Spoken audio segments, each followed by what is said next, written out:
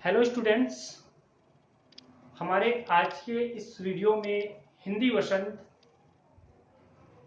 के chapter number 4 का हम अध्ययन करेंगे। अभी तक हमने जो है व्याकरण में कई बहुत सी जानकारी आपको दी। अब हम हिंदी वसंत की ओर बढ़ते हैं और चैप्टर नंबर 4 में जो पार्ट है उस पर चर्चा करते हैं। तो हिंदी वसंत के चैप्टर नंबर 4 में जो टाइटल है वो है दीवानों की हस्ती। दीवानों की हस्ती। यहाँ पर इस पाठ के माध्यम से लेखक है भगवती चरण वर्मा। लेखक ने जो है हमें स्वतंत्रता सेनानियों की कुछ यादों के बारे में बताने का प्रयास किया है कि उनकी जिंदगी या जीवन कैसे व्यतीत होती है, कैसे वो जीते हैं, इन सब के बारे में हमको बताने का प्रयास किया है। तो आइए हम सबसे पहले इस पाठ के शब्दार्थ और कठिन शब्द की ओर जाते हैं। तो इस पाठ का जो शब्दार्थ है मैंने यहाँ पे लिख दिया है। शब्दार्थ है दीवाने। दीवाने मतलब स्वाधीनता सेनानी। यहाँ पर दीवाने से तात्पर्य स्वाधीनता सेनानी से लिया गया है। मस्ती मतलब खुशी, आलम मतलब संसार, और मतलब तरफ, छक्कर जी भरकर, स्वच्छंद मुक्त रूप से, निशानी पहचान चिन्ह, और हृदय पराया दूसरों का, आबाद रहना, हंसी खुशी जीवन बिताना। तो इस तरह से ये इस पाठ के शब्दार्थ हैं और इसके जो कठिन शब्द हैं वो छात्र अपने स्वयं से लिखेंगे। मतलब जो आपको कठिन शब्द लगता है उस शब्द को आप अपनी कॉपी में लिखिए। ठीक है, तो आइए इस पाठ की जो कविता है उसको मैं पढ़ के सुनाता हूँ। उसके बाद इसके सारांश और शब्दार्थ पे हम चर्चा करेंगे। तो पाठ का टाइटल है दीवानों की हस्ती। इसके लेखक हैं भगवती चरण वर्मा। हम दीवानों की क्या हस्ती, हम दीवानों की क्या हस्ती, है आज यहाँ कल वहां चले, है आज यहाँ कल वहां चले, मस्ती का आलम साथ चला, मस्ती का आलम साथ चला, हम धूल उड़ाते जहां चले। तो दीवाने कह रहे हैं कि हम दीवानों की क्या हस्ती, हम आज यहाँ कल वहां चले, मस्ती का आलम साथ चला, हम धूल उड़ाते जहां चले, आए बनकर उल्लास अभी, आंसू बनकर बह चले अभी, सब कहते ही रह गए अरे तुम कैसे आए कहां चले। आए बनकर उल्लास अभी, आंसू बनकर बह चले, आंसू बनकर बह चले अभी, सब कहते ही रह गए अरे तुम कैसे आए कहां चले। किस ओर चले यह मत पूछो, किस ओर चले यह मत पूछो, चलना है बस इसलिए चले, जग से उसका कुछ लिए चले, जग को अपना कुछ दिए चले। दो बात कही दो बात सुनी, दो बात कही दो बात सुनी, कुछ हंसे और फिर कुछ रोए, छक कर सुख दुख के घुटों को हम एक भाव से पिए चले। हम भिखमंगों की दुनिया में स्वच्छंद लुटाकर प्यार चले, हम भिखमंगों की दुनिया में स्वच्छंद लुटाकर प्यार चले, हम एक निशानी सी उर पर ले असफलता का भार चले। अब अपना और पराया क्या, आबाद रहे रुकने वाले, हम स्वयं बंधे थे और स्वयं हम अपने बंधन तोड़ चले। अब अपना और पराया क्या, आबाद रहे रुकने वाले, हम स्वयं बंधे थे और स्वयं हम अपने बंधन तोड़ चले। तो इस तरह से ये पाठ की जो कविता है उसकी पंक्तियां मैं आपके सामने में पढ़कर सुनाया। अब इसके सारांश पे हम चर्चा करते हैं। दीवानों की हस्ती के सारांश क्या है। तो आइए सारांश की ओर बढ़ते हैं। सारांश दिया है, दीवानों की हस्ती कविता में लेखक ने स्वतंत्रता के लिए बलिदान देने वाले वीरों की मनोदशा का वर्णन किया है। इस पाठ के माध्यम से लेखक ने ऐसे लोगों की मनोदशा का वर्णन किया है जो अपने देश की आजादी के लिए अपने आप को बलिदान कर दिए। मतलब क्या हो गया, वो स्वाधीनता पाने के लिए या स्वाधीनता के लिए अपने देश पर वे कुर्बान हो गए। ऐसे लोगों की मनोदशा का वर्णन किया है। वे कहते हैं कि हम तो आजादी के दीवाने हैं। ऐसे दीवानों को कहा गया है कि वे किसके दीवाने हैं? आजादी के दीवाने हैं, आजादी के दीवाने हैं। इस देश की महानता के समक्ष हमारी क्या हस्ती है? इस देश की महानता के समक्ष हमारी क्या हस्ती? कहने का मतलब इस देश से बढ़कर हमारे सामने और कुछ नहीं है, मतलब हम उसके सामने कुछ नहीं है। सबसे पहले हमारा देश। हम यदि आज यहाँ हैं तो कल न जाने कहाँ चले जाएंगे, हमारा कोई निश्चित ठिकाना नहीं है। कहने का मतलब इस हमारे भारत देश में कई ऐसे लोग हैं जो आज़ादी प्राप्त करने के लिए मर मिटने को तैयार रहते हैं। तो ऐसे कई लोग हमारे देश के कोने कोने में नजर आते हैं। तो उसी को कहा गया हम आज यहाँ हैं तो कल कहीं और चले। कभी खुशी के रूप में चले जाते हैं तो कभी दुख के कारण आंसुओं के रूप में बहकर चले जाते हैं। हमें देखकर लोग हमसे पूछते हैं कि तुम किस लिए और क्यों आए थे और पुनः किस ओर चल दिए हो। आज जब हम देखते हैं हमारे देश में कोई वीर सपूत जब बलिदान होता है अपने देश के लिए, तो उसके पीछे रोने वाले कई लोग रहते हैं। और कहीं हमारे देश की सीमा पर लोग, हमारे जो वीर जवान हैं, वो लड़ते हुए अपने दुश्मनों का सफाया कर देते हैं, उस पर हम गर्व करते हैं। उसी को कहा गया है कि कई लोग हमारे लिए रोते हैं और कई लोग हम पर हंसते हैं, मतलब गर्व करते हैं। हमसे यह मत पूछो कि हम कहाँ चल दिए हैं, हमें तो आगे बढ़ना है और आगे बढ़ना है, इसलिए हम आगे की ओर बढ़ते जा रहे हैं।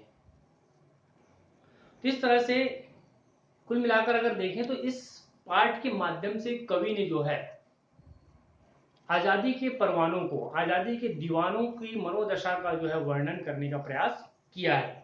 आइए कुछ पंक्तियों का हम शब्दार्थ लेते हैं, शब्दार्थ और उसके अर्थ पे हम चर्चा करते हैं। तो सबसे पहले पहली पंक्ति को लेते हैं। हम दीवानों की क्या हस्ती, हम दीवानों की क्या हस्ती है, आज यहाँ कल वहां चले, मस्ती का आलम साथ चला, मस्ती का आलम साथ चला, हम धूल उड़ाते जहां चले, आए बनकर उल्लास अभी, आंसू बनकर बह चले अभी, सब कहते ही रह गए अरे तुम कैसे आए कहां चले। इसके शब्दार्थ मैंने लिख दिए हैं, इस पंक्ति के शब्दार्थ। इसके बाद इसके अर्थ पे आते हैं। आशा है इन पंक्तियों में कवि ने, इन पंक्तियों में के माध्यम से कवि ने जो है मौज मस्ती की दुनिया में खोए लोगों के व्यवहार का वर्णन किया है। इस पंक्ति के माध्यम से कवि कहना चाहते हैं कि कुछ ऐसे लोग हैं जो हमेशा मौज मस्ती में खोए रहते हैं। तो ऐसे लोगों का वर्णन जो इस पंक्ति के माध्यम से किया गया है। संसार के कष्टों से बेफिक्र रहने वाले, संसार में क्या हो रहा है इन सबसे दूर रहने वाले ऐसे लोग जिसको बेफिक्र कहा गया है, उनके बारे में कहा गया है। अपनी खुशियों की दुनिया में मस्ती पूर्वक जीने वाले लोग संसार के अन्य लोगों से कहते हैं कि उनकी हैसियत ही क्या है। संसार के कष्टों से बेफिक्र रहने वाले, अपनी खुशियों की दुनिया में मस्ती पूर्वक जीने वाले लोग संसार के अन्य लोगों से कहते हैं कि उनकी हैसियत ही क्या है। वे कभी एक जगह पर टिकने वाले नहीं हैं। अपनी खुशियां बांटते हुए वे आज यहाँ तो कल कहीं और होंगे। वे कहते हैं कि अपनी खुशियां बांटते हुए वे आज यहाँ हैं तो कल कहीं और होंगे। वे मस्ती में डूबे जहां तहां भी जाते हैं, खुशियों का संसार उनके साथ चला जाता है। वे मस्ती में डूबे जहां तहां भी जाते हैं, खुशियों का संसार उनके साथ चलता जाता है। खुशियों से वंचित लोगों के बीच अभी वे उनके लिए खुशियां बनकर आए थे, अर्थात मस्ती से जीवन बिताने का संदेश देने आए थे। पर उनकी दुखद स्थिति देखकर वे स्वयं भी दुखी हो गए। दीनहीन लोग उनको जाता देखकर पूछने लगे कि तुम किस उद्देश्य के लिए आए थे और अब इतनी जल्दी कहाँ चल दिए।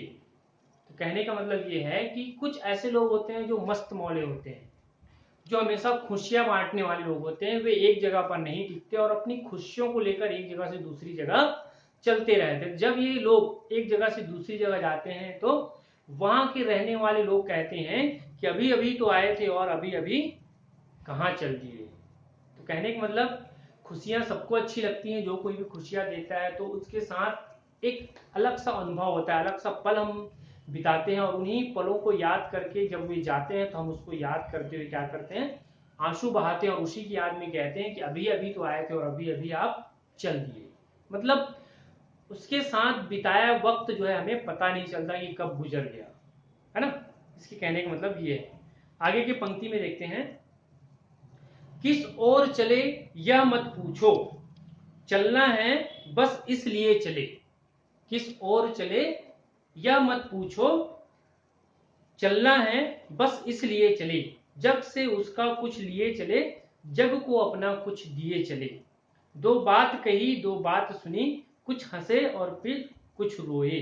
छक कर सुख दुख के घुटों को हम एक भाव से पिए चले। इसके शब्दार्थ भी लिख दिए गए हैं आपके। अब इसके अर्थ पे आते हैं। कवि ने बताया है कि दीवाने किस दिशा में और क्यों जा रहे हैं। कवि कहना चाह रहा है कि दीवाने एक जगह से दूसरी जगह जा रहे हैं तो वो क्यों जा रहे हैं, इसके बारे में बताने का प्रयास किया है। कवि ने बताया है कि ये दीवाने किस दिशा में और क्यों जा रहे हैं। उनसे यह बात मत पूछिए, उनसे यह बात मत पूछिए। वे कहते हैं कि हमें तो आगे ही बढ़ना है, वे कहते हैं कि हमें तो आगे ही बढ़ना है, इसलिए चले जा रहे हैं। हम इस संसार से कुछ आदतें, गुण, स्वभाव, सुख दुख ले जा रहे हैं और इस संसार को अपनी अच्छी बातें देकर अपने मार्ग पर चलते जा रहे हैं। कवि कहना चाहते हैं कि संसार में कुछ ऐसी चीजें हैं जिसको लोग ग्रहण करना चाहते हैं, ऐसी कुछ आदतें, गुण, स्वभाव, सुख दुख लेकर हम जा रहे हैं और इस संसार को अपनी अच्छी बातें देकर अपने मार्ग पर हम चलते जा रहे हैं। क्योंकि हमें तो आगे बढ़ते जाना है, क्योंकि हमें रुकना नहीं है। क्या करना है, हमें आगे बढ़ते जाना है। देश पर मिटने वाले ये दीवाने जब लोगों से मिलते हैं तो कुछ अपने मन के भाव दूसरों से कहते हैं और कुछ दूसरों की बातें सुनते हैं। देश पर मिटने वाले ये दीवाने जब लोगों से मिलते हैं तो कुछ अपने मन के भाव दूसरों से कहते हैं और कुछ दूसरों की बातें सुनते हैं। वे अपनी और दूसरों की बातें कह सुनकर हंस लेते हैं तो कुछ रो लेते हैं। कहने का मतलब ये है, जब कभी भी ये दीवाने आते हैं तो अपनी बातें कहते हैं और अपनी बातों को बताते भी हैं। तो कभी कभी वे हंसते भी हैं और कभी रोते भी हैं उन चीजों को याद कर, उन बातों को याद करके। वे जी भर कर जीवन के सुख दुख के अनुभवों को सहते हैं और प्राप्त करते हैं, लेकिन चाहे दुख हो या सुख सभी को वे समान भाव से देखते हैं। वे सुख दुख को समान भाव से देखते हुए समान भाव से सहन करने का संदेश देते हैं। वे हमें यह संदेश देते हैं कि हमारी जिंदगी में सुख और दुख लगा रहता है। कहने का मतलब वे अपने परिवार को, अपने देश को एक सांत्वना देते हैं कि सुख और दुख तो लगा रहता है और इस सुख और दुख की घड़ी में हमें हमेशा हंसते रहना है, मुस्कुराते रहना है। इस तरह से वे समान भाव से सहन करने का संदेश हमें देकर चले जाते हैं। ठीक है, आगे की पंक्तियों का अर्थ मैं नेक्स्ट वीडियो में आपको दूंगा। आज की वीडियो के लिए इतना ही काफी है। और इसका जो कठिन शब्द है, शब्दार्थ है, ये अपनी कॉपी में नोट करके इसका अर्थ भी आप जो लिखेंगे, अर्थ का मैं लिंक और उसका जो प्रश्न अभ्यास उसका भी लिंक मैं आपके साथ शेयर करूंगा। आज की वीडियो के लिए इतना ही, तब तक के लिए नमस्कार।